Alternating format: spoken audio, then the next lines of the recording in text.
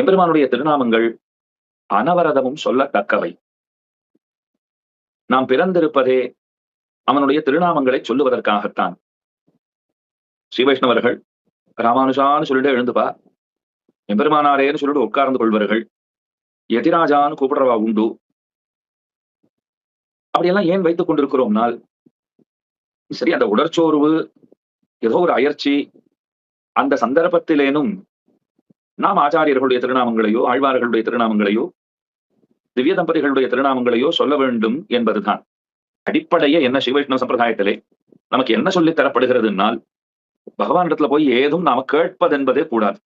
அவர் என்ன நம்மளை கேட்கிற இடத்துல வச்சிருக்கார், என்னன்னா ராஜா மாதிரி நம்மளை வச்சிருக்கார். தாங்குன்னு தாங்குறார். இதுக்கு மேல அவர் இடத்துல நாம என்ன கேட்க வேண்டும்? ஒரு சிலது நம்ம இடத்துல இல்லாது இருக்கலாம். அவர் கொடுக்கலேன்னு நாம நினைப்பதானால், இல்ல அதுவும் கூட கிருபையினுடைய காரியம்தான். என்ன காரணம்ங்கிறது அவருக்கு தெரியும். சிலவத்தை நமக்கு தருகிறார், சிலவத்தை தருவதில்லை. அதற்கு சரியான காரணம் என்னங்கிறத மந்தமதி படைத்திருக்கிற நாம் ஒருபோதும் அறிய முடியாது. அது அவருக்கு தான் தெரியும்.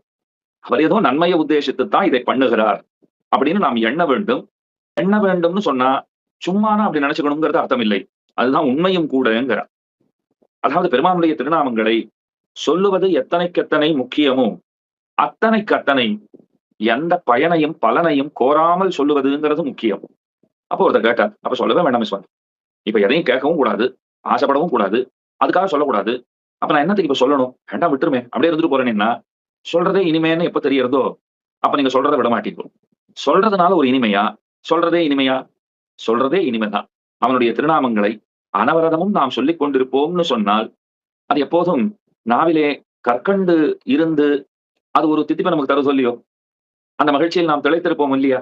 அந்த ஒரு அனுபவத்தை நமக்கு தர வேண்டும். சாதக நாம ஜபஹி லய லாயே போஹி சித்த அனிமாதிக்கு பாயின். துளசிதாசர் ஒரு அழகான வார்த்தை சொல்றார். உற்சாகத்தோட பகவானுடைய திருநாமங்களை எப்பவும் சொல்லணும்.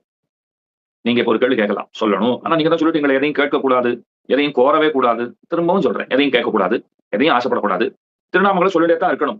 சொன்னா என்ன ஆகும்னா, நீங்கள் கேளாமலேயே, நீங்கள் பிரார்த்திக்காமலேயே அனிமா முதலான சித்திகள், அனிமா மகிமா கரிமான்லாம் சொல்றாரு இல்லையோ, அஷ்டமா சித்தின்னு சொல்லுவார்கள். அந்த அஷ்டைஸ்வரியம், அஷ்டமா சித்தி, இதெல்லாம் உங்களுக்கு வசப்பட்டு விடுமாம். கேட்கணுங்கிற தேவை கிடையாது.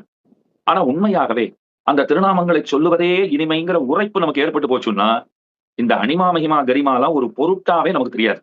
அது பக்கத்துல வந்தா கூட அதெல்லாம் ஒண்ணு வேண்டாம், கொஞ்சம் தள்ளியே இருங்கோ. துளசிதாசர் கேட்கிறார், இந்த உலகச் செல்வங்கள் எல்லாம் உனக்கு வசமாகும்னு நான் சொல்றேன். வெறும் உலகச் செல்வங்கள் மட்டுமா? எல்லாமே உனக்கு கிடைத்து விடும். மேலான பரமபதமும் உனக்கு கிடைத்து விடும்.